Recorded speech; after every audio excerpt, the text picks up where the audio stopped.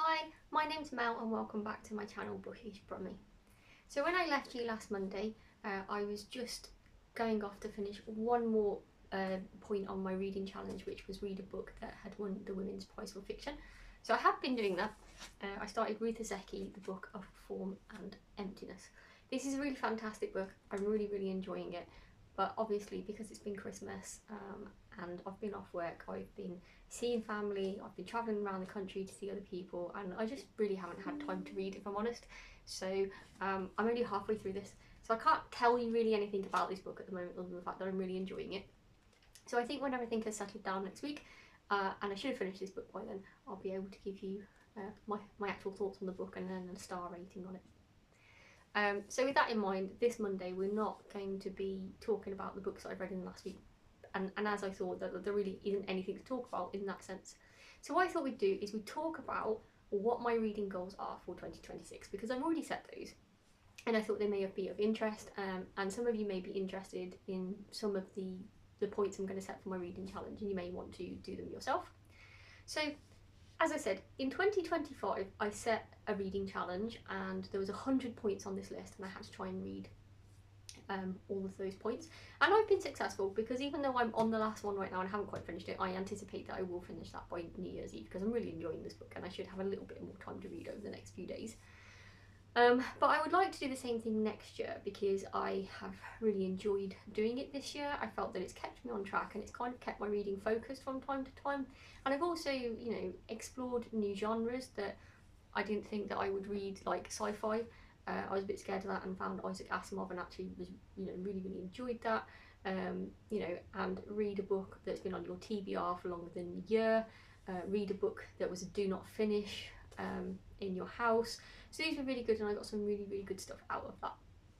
So that in mind, last year I used somebody else's reading challenge and then amended the points to suit myself.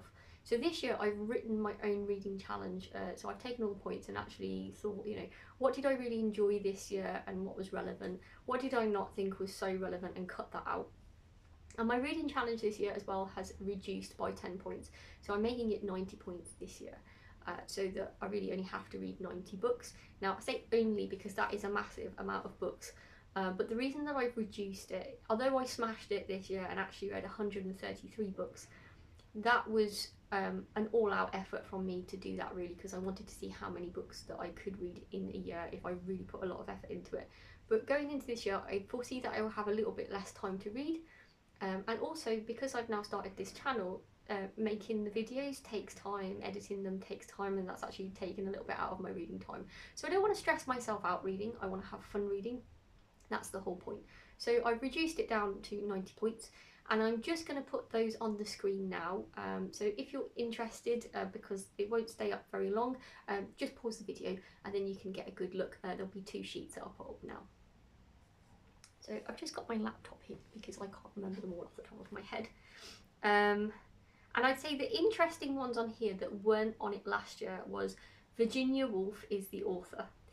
So I really wanted to put this one on because I was reading a BBC article that was talking about the top 100 books that British authors have read according to the rest of the world.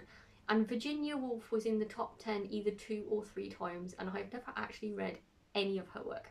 So I really want to make sure that I do that this year so that I don't mess out. So I've added that as a point onto here. Virginia Woolf is the author.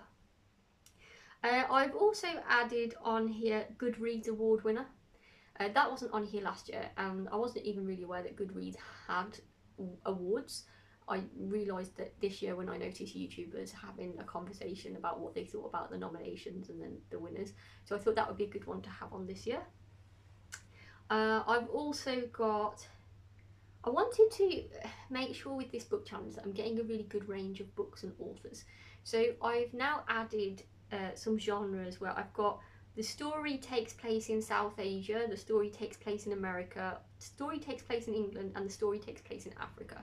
So I want to make sure that I'm not just reading books that are American centric or English centric, which I think obviously when the books are written in the English language like the ones that I'm reading, they tend to be, but I could be missing out on some stories that are set in alternative locations. So part of this challenge is to make sure that I read some things that I might not normally pick up. So that is going to help with that. And then I've also got author is South Asian, author is African. I wanted to add that in as well to make sure that I'm getting a range of authors as well as just locations where the plot line is happening. And then also I have added in stuff to do with series, so the latest book in a series would be one of them. Now I've decided with this point that that doesn't have to be the hardback, because quite frankly if I've bought a series in paperbacks I don't normally want to buy the hardback, I want to wait for the softback to come out. So when I say the latest, I mean the latest in softback, because I'm probably not going to buy a hardback, because the series won't look right, because it'll be the wrong size on the shelf. And that's simply because I'm in the middle of quite a few series, so I'd like to be really up to date with at least one of those series, so that's going to encourage me to do that. And I've put a book in a series I'm already reading. Again, that's just to help me get through some series. And I think I've also got in here a book in a trilogy, although I can't see that at the moment, but yeah. And then I've got inspired to be read by a YouTuber. So I had a lot last year which were like inspired by Facebook, recommended by a friend, inspired by Amazon. But actually I'm probably going to get book recommendations from YouTube, from my favourite YouTubers, rather than from random off Reddit, Facebook or anywhere else. So I thought that that was a good point to add into here, because definitely I have bought some books this year that I've bought based off reviews of YouTubers that I've seen. I also wanted to take into account the fact that I've read a couple of Edwardian books, and I'm actually quite liking reading books that were published early on in the 20th century, if not before, and looking at them with a new view of, you know, how are they with their gender and their race discrimination, and you know, how do they feel about disabled people, you know, and really sort of looking at that and being critical of the book. And that's not because I want to trash the book or the author, because obviously I understand that they've come from a different time, but if those books are still being published today and can still be picked off our shelf today, especially if they are more aimed at children, I think it's important to be able to look at them with a critical view and just see, actually maybe that should be questioned, you know, and let you know, if that book is incredibly racist, that might be, you know, important information for people to know before they go into that book. Especially like, for example, that I read The Secret Garden, and that book actually was quite problematic, especially considering it's a children's book. So I still think that, you know, it's worthy of being on the shelves, and it's still a good read. But I think it's important actually, if you're going to give that book to a child, that you understand where the red flags in that book might be. So yeah, I've added in like published in set before 1950 and also published in the previous century to cover that. So I'm not going to go through everything in this list. You know, I've set some really fun points as well, like story involves a vampire, story involves a curse. But the point of doing this is to make sure that I read a range of books, that I am challenged in my reading as well, and also that I read stuff that's already in my collection, so I don't have to go out and buy stuff. A lot of these challenge points are written around what's actually already in my collection, because I want to read them rather than necessarily go out and buy new books. So if you think that those challenge points look fun and that you'd like to join in, you know, you can obviously join in and do the whole 90. You know, I think if you pause the screen, then you can probably just make a note of those, print it off, like off the screen if you want to follow it exactly. Or you might just see some points in there you think, actually I like those, and maybe you create your own and you do your own for like 10 books or 20 books or 50 books or whatever your reading goal is this year. But it's not just about, you know, following this book challenge. I do have other objectives that I would like to achieve this year with my reading. So I am a massive Stephen King fan, and I started reading Stephen King in March of 2025. And since then I read 28 Stephen King books, which is pretty good going for 9 months. So I think when I get to March in 2026, I'll do a roundup of how much I've actually read in a year. But on my shelf, which you see like down here, I still have 46 left to read. So with that in mind, I have 2 goals. One of them is to read 30 of these 46 within the next year. Not because I'm in a rush to get through them all, but I do really enjoy the stories, and I would like to get to a point where I can make a ranking video, which I can't really do if I haven't even read half of them. So I'd like to do that. but I would also like to read the Dark Tower series, which is 8 books.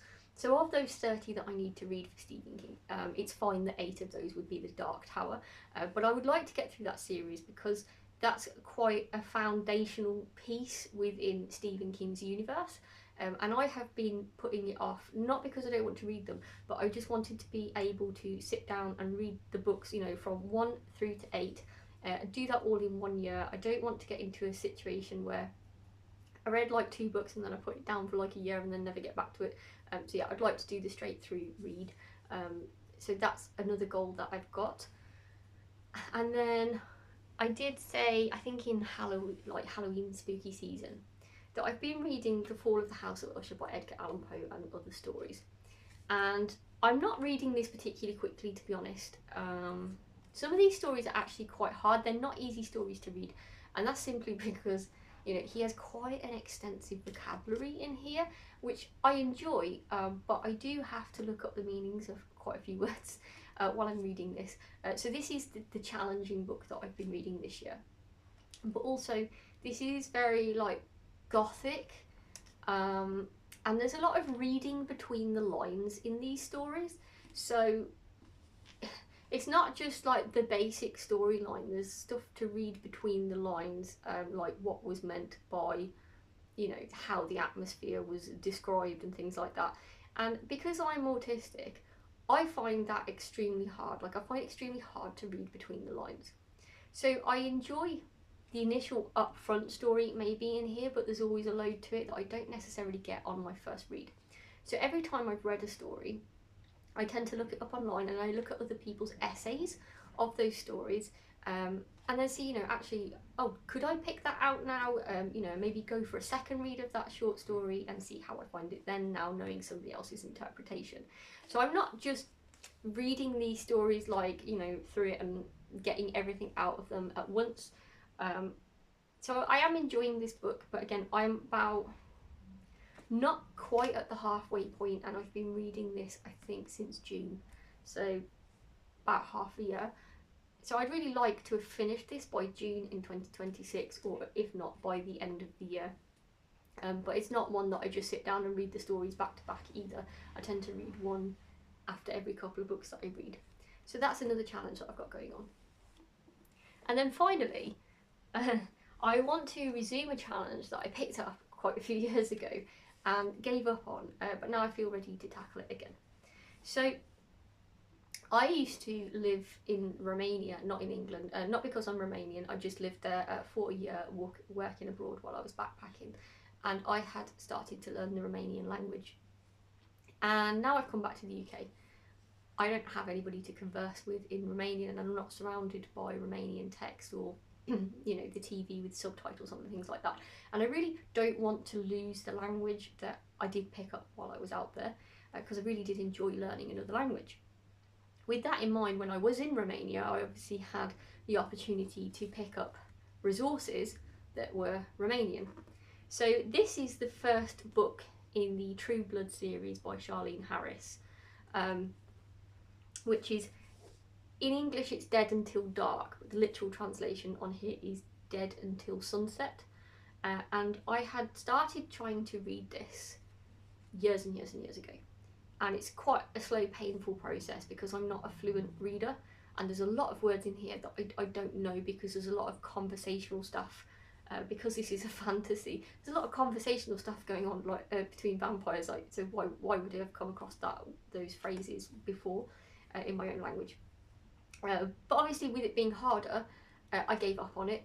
Like, I just put the book down, and it was a DNF, and I didn't include it in my DNF video because it's a DNF for a very, very specific reason, and I always intended to pick this back up again. However, I was lucky at Christmas time because I had asked for the English version to be gifted to me, which it was. So this is the first book in the series Dead Until Dark by Charlene Harris in English. So now, the way that I'm going to tackle this, instead of just sitting with this and a dictionary and, you know, trying to translate exactly on my own, I'm going to read a page, translate, then I'm going to read a page in English and see how close my translation was. Read a page, and I'm going to go through like that. So this is going to be quite a long-winded challenge, and I probably would be lucky if I finished this in the last year. But I'm going to give it a go.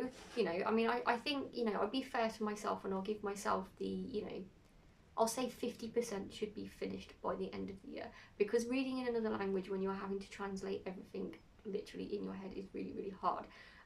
You know, so for people that, you know, speak more than one language and they can, you know, read novels, you know, in another language that's not their mother tongue. I mean, I have a lot of respect for you. That's really, really difficult, because I think, you know, that reading is supposed to be a thing that you do to relax.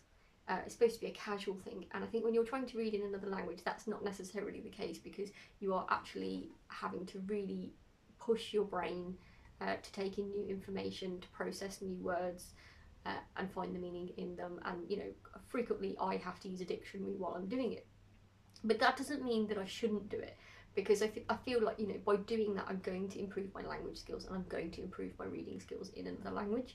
And I do like to challenge myself when I'm reading. I don't like it to be totally easy. So yeah, this is also going to be a goal of mine that I'm going to start off again this year, and we're going to start from page 1.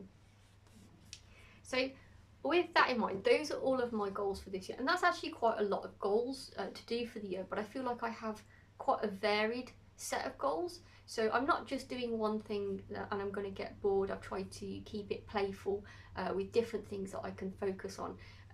And, you know, in the month to month, when I set out my reading for that month, I've got loads of ideas for different videos where we can incorporate all of these things, you know, into the monthly things that we might do.